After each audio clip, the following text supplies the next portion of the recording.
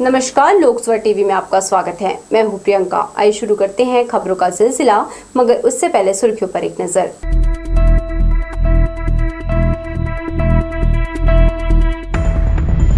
मस्तूरी विधायक के खिलाफ उन्हीं के कार्यकर्ताओं ने खोला मोर्चा, नए चेहरे को टिकट देने की उठी मांग। जयराम नगर में बना किसान कुटीर, विश्राम करने की मिलेगी सुविधा। शहर में हुआ भारतीय संस्कृति ज्ञान परीक्षा का आयोजन और क्वालिटी एजुकेशन नहीं मिलने से अभिभावक नाराज, स्कूल प्रबंधन के खिलाफ खोला मोर्चा। हमारे न्यूज हेडलाइंस के प्रायोजक हैं doctor C V Raman university. Doctor C V Raman university, Kargi road, Kota, Bilaspur.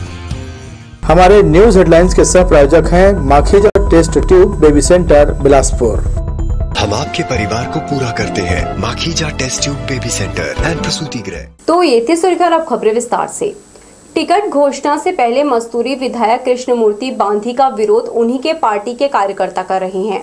शनिवार को बड़ी संख्या में भाजपा कार्यकर्ता प्रदेश अध्यक्ष अरुण साव के निवास पहुंचे और मस्तूरी सीट से कृष्णमूर्ति बांधी को टिकट न देने और नए प्रत्याशी को मैदान में उतारने की मांग की है।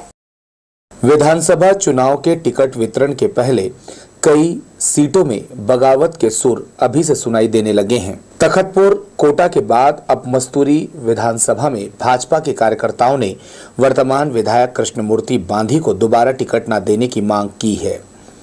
शनिवार को प्रदेश अध्यक्ष अरुण साव के निवास पहुंचे कार्यकर्ताओं ने मस्तूरी से नया प्रत्याशी को मैदान में उतारने की मांग की। कार्यकर्ताओं ने कहा कि क्षेत्र में मौजूदा विधायक कृष्णमूर्ति बांधी के खिलाफ माहौल बना हुआ है। अगर इस बार नए चेहरे को पार्टी ने टिकट नहीं दिया तो हार का सामना करना पड़ सकता है।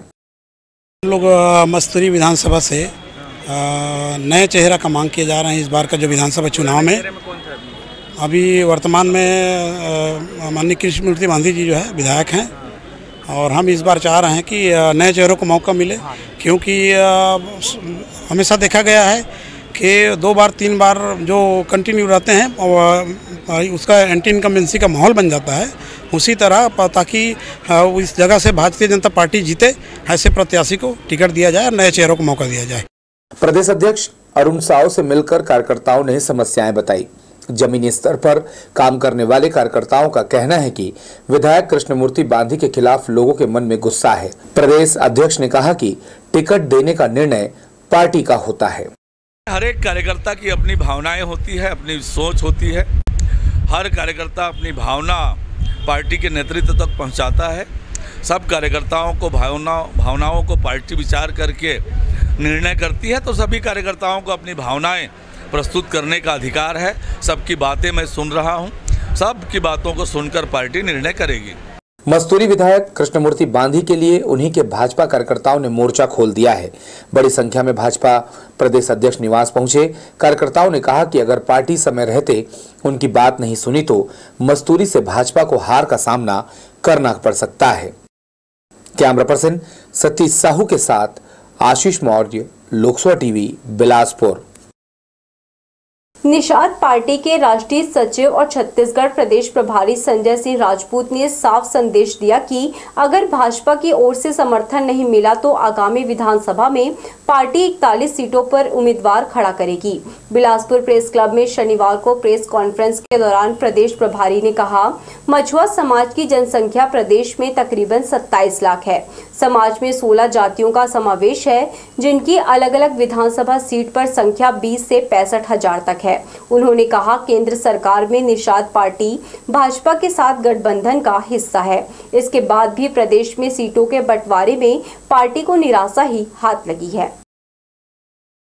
छत्तीसगढ़ प्रदेश जो है नदियों का प्रदेश है, जहाँ पे इस समाज के लोग नदियों किनारे रहते हैं। तो हम प्रदेश में जो है ऐसे लोग जो नदियों किनारे रहते हैं, उनके शिक्षा का अभाव है, उसकी लड़ाई लड़ रहे हैं और उनके हक के और मान सम्मान के लिए उनको शिक्षा मिल सके, उनको रोजगार मिल सके, उनकी लड़ाई लड़ने काम कर रहे हैं। और साथ में जो देश जब आज़ाद हुआ था, संविधान बना था, तो इस समाज को छत्तीसगढ़ में एसटी का दर्जा प्राप्त हुआ था।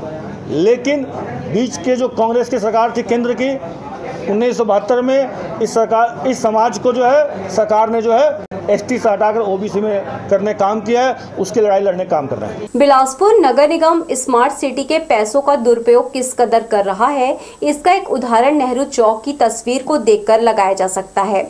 यहाँ रोशनी के नाम पर लगाए गए महंगे लाइट अब कुछ ही दिनों में बंद पड़ गए, वहीं लाखों रुपए खर्च कर लगाया गया फाउंटेन भी खराब पड़ा है। स्मार्ट सिटी योजना के तहत निगम प्रशासन ने करीब 40 लाख रुपए नेहरू चौक के सौंदर्यीकरण के पीछे खर्च किया था, जो कि भ्रष्टाचार की भेंट चढ़ गया। जगबल चौक से लेकर गुरु नानक चौक तक लगे स्ट्रीट लाइट का आगे विस्तार किया जा रहा है। लाल खदान ब्रिज तक स्ट्रीट लाइट लगाने का काम चल रहा है। PWD द्वारा सड़क निर्माण के बाद डिवाइडर में एक निश्चित दूरी पर स्ट्रीट लाइट लग जाने से लोगों को आवागमन में सुविधा होगी। धान खरीदी के लिए सेवा सहकारी समितियों में आने वाले किसानों को बेहतर सुविधाएं उपलब्ध कराने किसान कुटीर का निर्माण किया जा रहा है। इसी कड़ी में ग्राम जयराम नगर में किसान कुटीर भवन शिलान्यास कार्यक्रम का आयोजन किया गया। मस्तूरी विधानसभा क्षेत्र के कृषि उपज मंडी जयराम नगर प्रांगण में शनिवार को किसान कुटीर भवन के साथ परिसर में व्यावसायिक कॉम्प्लेक्स का शिलान्यास कार्यक्रम किया गया। इस अवसर पर बतौर अतिथि अपेक्स बैंक के अध्यक्ष बैजनाथ चंद्राकर, सहकारी बैंक अध्यक्ष प्रमोद नायक, अरपा विकास प्राधिकरण के उपाध्यक्ष अभय नारायण राय उपस्थित हुए। साथ ही बिलासपुर जिला पंचायत के सभापति राजेश्वर भार्गव, राहुल सोनवानी, पूर्व विधायक दिलीप लहरिया और समिति के अध्यक्ष उपाध्यक्ष समेत अन्य प्रतिनिधि भी मौजूद रहे। सभी ने पूजा अर्चना कर किसान कुटीर भवन और बोर खनन के साथ कॉम्प्लेक्स का शिलान्यास किया, जिसके बाद सभी अतिथियों का स्वागत किया गया। जयराम नगर मंडी के अंतर्गत आने वाले खरीदी केंद्रों में 5 करोड़ से अधिक रुपयों की राशि से किसान कुटीर का निर्माण कार्य होना है। मंच पर उपस्थित अतिथियों ने कहा कि किसान कुटीर भवन सभी समितियों में बनना है। इसमें किसानों के लिए कमरा, पीने के लिए शुद्ध पेयजल व कैंटीन बनेगा। किसानों को विश्राम करने की भी व्यवस्था होगी। जहाँ हमारे भवन बनेंगे किसान कुटीर, वहीं पे किसानों को पानी पीने की समस्या आती थी। उस किसानों की समस्या को हमने देखा है नज़दीक से कि वो किसी के घर पानी मांग रहे हैं तो किसी होटल में जा रहे हैं किधर, तो उनको पानी पीने तक के नहीं मिल पा रहा था। तो उस समस्या को देखे हम लोग, तो हमारी मंडी समिति ने निर्णय लिया कि किसानों के लिए एक पानी की व्यवस्था किया जाए, जो धान खरीदी केंद्र में ही वो उसका नल रहेगा, उसमें उनको पानी मिलेगा। किसान कुटीर बनने के बाद धान बेचने आने वाले किसानों को एक बैठने का उचित स्थान मिलेगा। साथ ही वहां उनके लिए कई महत्वपूर्ण सुविधाएं भी उपलब्ध कराई जाएंगी, ताकि किसानों को किसी प्रकार की परेशानियों का सामना ना करना पड़े।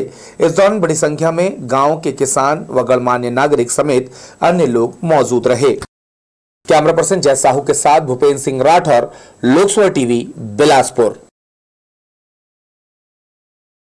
देश के कई राज्यों में ब्लैक आउट से बचने के लिए रेलवे युद्ध स्तर पर काम कर रहा है। बिजली संयंत्रों के लिए कोयले की कम स्टॉक से निपटने के लिए मालगाड़ी की लदान और रफ्तार बढ़ा दी गई है। बिलासपुर जोन से रोजाना 110 रैक कोयला लोडिंग किया जा रहा है। देश में गहराते बिजली संकट के बीच कोयले की कमी को देखते हुए रेलवे ने कोयले से लदी मालगाड़ियों की संख्या बढ़ा दी है। इन मालगाड़ियों के परिवहन में किसी तरह का व्यवधान नहीं पड़े, इसे देखते कई रूट पर ट्रेनों को निरस्त कर दिया गया है। इनमें मेल व एक्सप्रेस ट्रेन के साथ लोकल और पैसेंजर ट्रेनें शामिल हैं। दक्षिण पूर्व मध्य रेलवे की यह ट्रेन अक्टूबर माह के अलग अलग तारीखों तक के लिए निरस्त की गई है। निरस्त की गई ट्रेन रूट के यात्रियों को मुश्किलों का सामना करना पड़ेगा। इन ट्रेनों को इसलिए रद्द किया गया ताकि थर्मल पावर स्टेशनों को कोयले की आपूर्ति सुनिश्चित की जा सके। बिलासपुर जोन के अधिकारियों ने बताया कि इसी जोन से एक दिन में 110 रैक कोयले की लोडिंग की जा रही है, जिसे अलग अलग राज्यों के पावर प्लांट में पहुंचाया जा रहा है। 130 से 135 ट्रेनें मालगाड़ी लोड होती है और यहाँ से निकलती भी है। तो इस तरह हम देखें कि लगभग हमारा जो 7 से 8 हज़ार वैगन 7 से 8 हज़ार जो हमारा वैगन्स हैं वो यहाँ पर लोड होते हैं, जिसमें कि 130 से लेकर 135 मालगाड़ियाँ कहने रेक लोडिंग होती है यहाँ पर। वहीं रेलवे अधिकारियों को कहा गया है कि अगर ट्रैक पर कोई परेशानी है तो पहले कोयले से भरी मालगाड़ियों को निकाला जाएगा, जिससे जल्द से जल्द कोयला पावर प्लांट तक पहुंच सके। इससे बिजली का संकट कुछ कम हो सके। कैमरा पर्सन जय साहू के साथ भूपेन्द्र सिंह राठौर, लोकसभा टीवी, बिलासपुर। ट्रेनों के रद्द होने का सीधा असर जनरल टिकट की बिक्री पर पड़ रहा है। सितंबर-अक्टूबर महीने में रेलवे ने थोक में ट्रेनों को रद्द किया है, जिसके चलते यात्रियों को दिक्कतें उठानी पड़ रही है। दूसरी ओर जनरल टिकट की बिक्री की बात करें तो यात्रियों की संख्या 50% कम हो गई। यही नहीं, रेलवे को जो राजस्व की प्राप्ति होती है वह राजस्व भी इन माह में आधा हो गया। ट्रेनों के रद्द होने का सीधा असर जनरल टिकट काउंटर पर पड़ा है। वहीं कुछ माह पूर्व जिन जनरल टिकट काउंटर पर यात्रियों की लंबी कतारें लगी रहती थी, वहीं इन दिनों टिकट काउंटर में महज नाम मात्र के यात्री ही दिखाई दे रहे हैं। यात्रियों की भीड़ से चहल पहल रहने वाले जोनल स्टेशन में सन्नाटा पसरा हुआ है।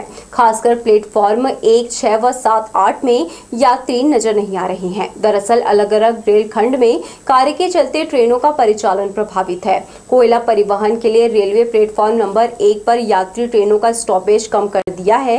इधर ट्रेन सुविधा नहीं मिलने से यात्रियों की दिक्कतें बढ़ गई है। सुबह 10 बजे के बाद तो स्टेशन में सन्नाटा पसर जाता है, जहां लोकल ट्रेन के आने जाने के समय बिलासपुर स्टेशन में यात्रियों के पैर रखने की जगह नहीं होती थी। अब वहां वीरानगी छाई हुई है। शहर के 250 परीक्षा केंद्रों में शनिवार को भारतीय संस्कृति ज्ञान परीक्षा का आयोजन किया गया। परीक्षा में करीब 3000 से अधिक विद्यार्थी शामिल हुए। 1 घंटे की परीक्षा में विद्यार्थियों से सामान्य ज्ञान सहित गणित और विभिन्न विषयों के प्रश्न पूछे गए। अखिल विश्व गायत्री परिवार द्वारा संचालित भारतीय संस्कृति ज्ञान परीक्षा का आयोजन शनिवार को हुआ। दोपहर 12 बजे से 1 बजे तक विभिन्न केंद्रों में परीक्षा आयोजित हुई। यह परीक्षा 5वीं से लेकर महाविद्यालय स्तर तक के विद्यार्थियों के लिए आयोजित हुई। परीक्षा परिणाम आने के बाद मेधावी छात्रों को ब्लॉक, जिला, राज्य एवं राष्ट्रीय स्तर पर प्रस्तुत किया जाएगा। भारतीय संस्कृति ज्ञान परीक्षा की जिला संयोजक जागेश्वरी साहू ने बताया कि भारतीय संस्कृति महापुरुषों की जीवनी, धर्मोपदेश एवं नैतिक शिक्षा और सामान्य ज्ञान से संबंधित प्रश्न ही परीक्षा में पूछे गए हैं। एग्जाम में करीब 13,000 विद्यार्थी शामिल हुए। ये एग्जाम भारतीय संस्कृति ज्ञान परीक्षा पूरे भारत में सभी स्टेट में होता है और हमारे बिलासपुर जिला में 13,000 की संख्या में हो रहा है, 4 ब्लॉकों में शहर मिला करके। और ये हर ही स्कूलों में एग्ज़ाम, हमारे जो कार्यकर्ता भाई बहन हैं तो उन लोग जा के संपर्क किए हैं और जो टीचर हैं सर हर स्कूल के, वो सब सहयोग है। अभी यहाँ गायत्री मंदिर में चलता है स्कूल, वहाँ देव संस्कृति विश्वविद्यालय है, देव संस्कृति स्कूल, वहाँ अभी एग्ज़ाम चालू है। मेरे स्कूल में हर साल भारतीय ज्ञान संस्कृति का एग्ज़ाम होता है और ज़्यादा से ज़्यादा बच्चे बैठे अपने भारत की संस्कृति के बारे में ज्ञान प्राप्त करें, इसके लिए आयोजित किया। 13,000 विद्यार्थी बैठाए हैं 4 ब्लॉकों में और ब्लॉक के सभी कार्यकर्ता भाई बहन हमारे साथ दे रहे हैं। हर स्कूल में जाके 2 बार 3 बार जाके नॉमिनल लेते हैं, नॉमिनल भरवाते हैं और उसके बाद संख्या बताते हैं, पुस्तक ले जाते हैं, हमारे से पुस्तक पहुंचाते हैं और उसके बाद फीस जमा करते हैं और उसके बाद प्रश्न पेपर ले जाके हर स्कूलों में, सेंटरों में आजकल परीक्षा हो रहा है तो उसमें जाके प्रश्न पेपर ले पहुंचाए हैं और परीक्षा में बाकायदा ड्यूटी करके परीक्षा ले रहे हैं। परीक्षा के आयोजन की सफलता के लिए जिला समन्वयक श्रीमती नंदनी पाटनवार, दिया ग्रुप के सभी सदस्य एवं सभी कार्यकर्ता गण का सहयोग रहा। परिणाम निकलने के बाद चयनित विद्यार्थी ब्लॉक, जिला व राज्य के बाद राष्ट्रीय स्तर पर सम्मानित किए जाएंगे। कैमरा पर्सन सतीश साहू के साथ आशीष मौर्य, लोकसभा टीवी, बिलासपुर। मुंगेली में आंगनबाड़ी कार्यकर्ता व सहायिका भर्ती में घपले के मामले ने तुल पकड़ना शुरू कर दिया है। लगातार कई शिकायतों के बीच क्षेत्रीय विधायक पुन्नूलाल मोहल्ले, जिला पंचायत सदस्य व महिला बाल विकास विभाग के सभापति वशीउल्लाह खान ने भर्ती को लेकर गंभीर आरोप लगाया है। भर्ती प्रक्रिया में अधिकारियों पर आरोप है कि नियम कानून को ताक में रखकर अपात्र अभ्यर्थियों को नियुक्ति दी गई, वहीं पात्र अभ्यर्थियों को बाहर का रास्ता दिखाया गया। एक बार होता है कि आपको उनका व्यक्तिगत जाति है उसमें भी नंबर मिलता है, योग्यता परसेंटेज उसमें भी नंबर मिलता है, पिछड़ा है या राशन कार्ड में जो भी मतलब नियम हैं उस नियम को सभी जगह एक पालन हो, उसी नियम के अंतर्गत भर्ती होने का नियम है। अगर इस तरह में किसी प्रकार की धांधली या गड़बड़ी की या कोई शिकायत है उनके ऊपर सख्त कार्रवाई कीजिए और ऐसा किया गया कोई शिकायत मिलता है उसके ऊपर कार्रवाई करेंगे। और ये प्रक्रिया निरस्त हो सकती है। इसमें तो गड़बड़ी बहुत बड़ी है। जो हमारे भूपेश सरकार, छत्तीसगढ़ गवर्नमेंट की सरकार की छवि को धूमिल करने की कोशिश किया जा रहा है मुंगेली महिला बाल विकास अधिकारियों के द्वारा। निष्पक्ष रूप से भर्ती प्रक्रिया होना चाहिए, जो उसका नियम है उसके तहत। सिम्स की बिल्डिंग में एसीपी का वर्क किया जा रहा है, इससे उसकी सुंदरता देखते ही बनेगी। दरअसल सिम्स भवन के रंग रोगन पर लाखों रुपए खर्च आते थे। वहीं बाहरी दीवार जर्जर व कई जगह से उखड़ जाने के कारण प्रबंधन ने इसे सुरक्षित रखने एसीपी वर्क कराने का निर्णय लिया, जिसका काम अंतिम चरण में है। बनारस के कारीगर बीते 3 महीनों से भवन की दीवार पर एल्यूमिनियम सीट लगाने का काम कर रहे हैं। शहर में डायरिया का प्रकोप फैला हुआ है। प्रभावित मरीजों का इलाज निजी सहित सिम्स अस्पताल में चल रहा है। मरीजों को डायरिया से बचाव की जानकारी देने वाला सिम्स प्रबंधन अपने ही प्रांगण में फैले गंदगी को साफ नहीं कर पा रहा है। गौरतलब है कि सिम्स का ड्रेनेज सिस्टम चोक हो चुका है, जिसके कारण अस्पताल का गंदा पानी मुख्य दरवाजे के पास आकर जमा हो जा रहा है। पानी की पाइपलाइन इन्हीं गंदे पानी के संपर्क में आने के कारण यहाँ संक्रमण फैलने का खतरा बढ़ गया है। ऐसा नहीं है कि प्रबंधन को इसकी जानकारी नहीं है, वे जानकर भी अनजान बने हुए हैं। बढ़ेंगे हम खबरों की ओर, मगर इससे पहले सुर्खियों पर एक नजर।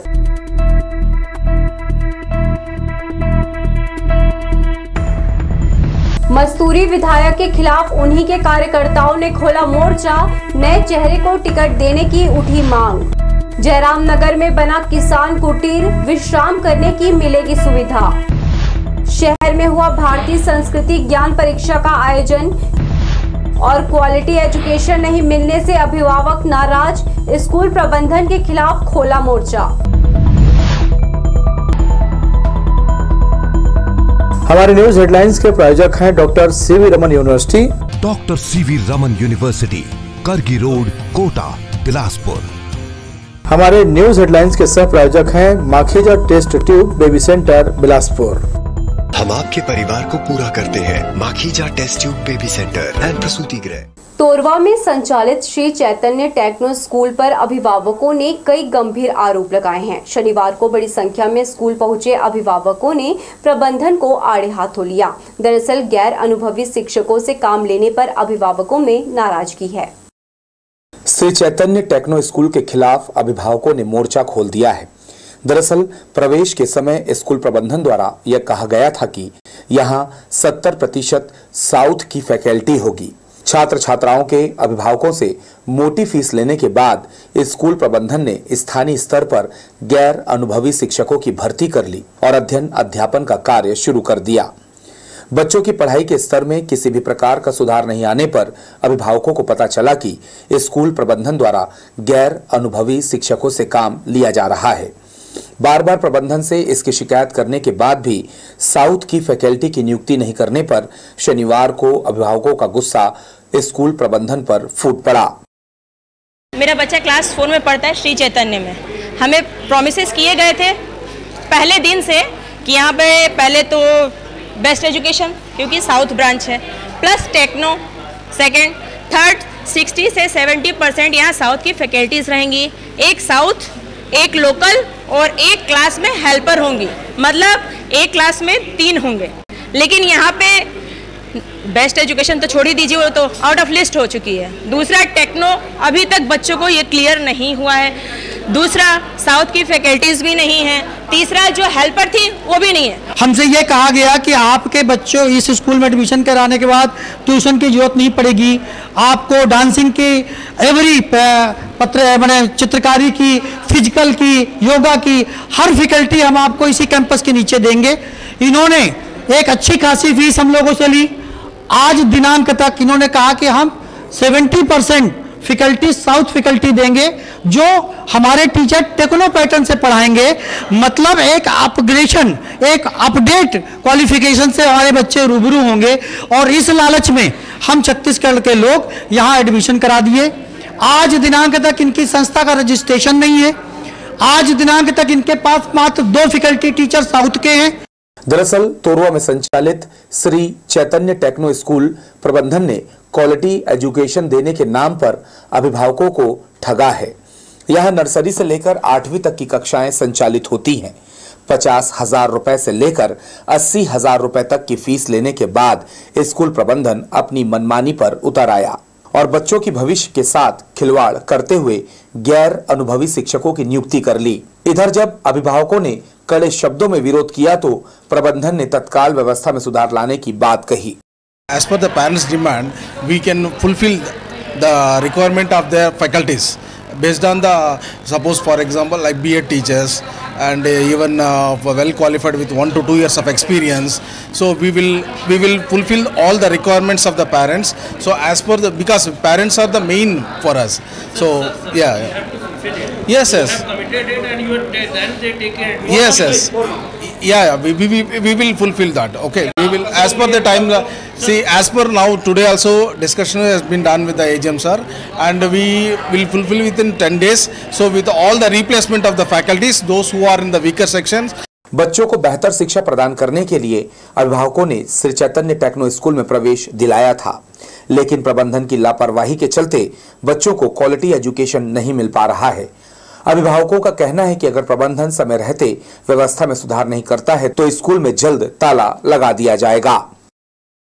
कैमरा पर्सन जयेंद्र गोले के साथ Ashish Maurya, Lok Sabha TV, Bilaspur. Civil line थाना क्षेत्र की रहने वाली पीड़िता ने 27 खोली के पास रहने वाले 2 भाइयों के खिलाफ दुष्कर्म करने का गंभीर आरोप लगाया। सिविल लाइन थाना पहुंची पीड़िता ने पुलिस को घटना की जानकारी दी। मामले में आदर्श सिंह और उसके भाई के खिलाफ पुलिस ने धारा 376 का मामला दर्ज किया है। अपराध दर्ज होने की खबर पाकर दोनों आरोपी फरार हैं, जिनकी तलाश पुलिस कर रही है। प्रार्थिया की रिपोर्ट पर थाना सिविल लाइन में 376 का अपराध पंजीबद्ध किया गया है, जिसमें मुख्य 2 आरोपी हैं। एक आदर्श सिंह और उसका भाई है, और पीड़िता द्वारा बताया जा रहा है कि उनकी मां और पिताजी भी उसको जान से मारने की धमकी दी है, जिस संबंध में तस्दीक कार्रवाई की जा रही है, पूछताछ जारी है और वैधानिक कार्रवाई की जा रही है। सिविल लाइन थाना क्षेत्र के चाटापारा हनुमान मंदिर के सामने गली में कुछ अज्ञात व्यक्तियों ने कार में तोड़फोड़ की। पुलिस के अनुसार Honda i10 CG12D 9799 Mohsin Khan का है, जिसने कार को अपने घर के बाहर खड़ा किया था। रात लगभग 12 बजे किसी असामाजिक तत्व ने कार के सभी शीशे को तोड़ दिए। प्रार्थी ने इसकी शिकायत सिविल लाइन थाने में दर्ज कराई है। पुलिस आसपास लगे सीसीटीवी कैमरे के फुटेज खंगाल रही है ताकि आरोपी का चेहरा बेनकाब हो सके। सिविल लाइन थाना क्षेत्र में रहने वाली नाबालिग के साथ नाबालिग ने शारीरिक संबंध बनाया। घटना की जानकारी परिजनों को लगने के बाद पुलिस नाबालिग के खिलाफ अपराध दर्ज कर उसे हिरासत में लिया। पुलिस के अनुसार दोनों नाबालिग आपस में एक दूसरे के जान पहचान वाले हैं। बहरहाल पुलिस ने नाबालिग का परीक्षण कराकर उसे बाल न्यायालय में दाखिल किया। लाल खदान स्थित बर खदान के पास एनीकट में एक नवजात की लाश मिलने से क्षेत्र में हड़कंप मच गया। थाना प्रभारी के अनुसार नवजात शिशु पानी में बहकर यहां पहुंचा है। पुलिस ने शव का पोस्टमार्टम कर मामले की जांच शुरू कर दी है। वहीं अज्ञात के खिलाफ मामला दर्ज किया है। जयरामनगर संपार फाटक में रोजाना जाम की स्थिति निर्मित होती है। यहां घंटों तक संपार फाटक बंद रहता है, जिससे आवागमन में बाधा उत्पन्न होती है। यही वजह है कि इन समस्याओं से निजात पाने ओवरब्रिज का निर्माण कार्य यहां शुरू किया गया था, मगर विगत कुछ वर्षों से यहां ओवरब्रिज का निर्माण कार्य बंद पड़ा हुआ था। आधे से ज्यादा हिस्से का काम पूरा कर लिया गया है, लेकिन यहाँ केवल रेलवे फाटक के पास का कार्य छोड़ दिया गया है, जिसके चलते लोगों को असुविधा का सामना करना पड़ रहा है। 6 साल के बाद एक बार फिर इस ओवरब्रिज को बनाने का काम शुरू किया गया है। इन दिनों गर्डर लॉन्च के साथ ओवरब्रिज को जोड़ने का काम किया जा रहा है। जल्दी ही अब क्षेत्रवासियों को होने वाली समस्याओं से काफी हद तक छुटकारा मिल जाएगा। शहर में जगह जगह हो रहे निर्माण कार्य की सामग्री सड़कों पर रखे होने से लोगों को आवागमन में दिक्कतों का सामना करना पड़ रहा है। मसानगंज में नगर निगम द्वारा नाली निर्माण का काम किया जा रहा है, जिसकी निर्माण सामग्री सड़क पर होने के कारण जाम की स्थिति बन रही है। अमूमन यह हालात शहर के अधिकांश सड़कों पर देखा जा सकता है। कई बार रात के समय यही निर्माण सामग्री हादसे का कारण बन रहा है। लोगों को नियम कानून बताने वाला नगर निगम प्रशासन के अतिक्रमण दस्ते को शायद यह नजर नहीं आ रहा है, जबकि शहर की सड़कों पर अवैध कब्जाधारियों के खिलाफ निगम रोजाना कार्यवाही करता है। 5 सालों से नगर निगम सोई हुई थी, सोई हुई मुद्रा में थी और अब चुनाव सर पर है। अब उनको पता चल गया है कि जनता जाग चुकी है उनके कार्यों से। उनके जो कार्य किया गया उनके द्वारा 5 सालों में, उससे जनता उजागर हो गया। जनता अब समझ चुकी है इनके जो झूठे वादे थे, जो झूठे इन्होंने अपने वादे किए थे, घोषणा पत्र निकाले थे। अब चुनाव सर पर है तो यह नाली निर्माण कर रहे हैं अभी, और देखेंगे कि पूरा मटेरियल यही है, ना उसको उठाया जा रहा है ना कुछ किया जा रहा है। इसमें आवागमन में बहुत परेशानी हो रही है, दिक्कत हो रही है। तो ये थी हमारी लोकसभा टीवी की तमाम खबरें। अगले बुलेटिन में आपसे फिर होगी मुलाकात। तब तक के लिए पूरी टीम के साथ प्रियंका को दीजिए इजाजत। नमस्कार।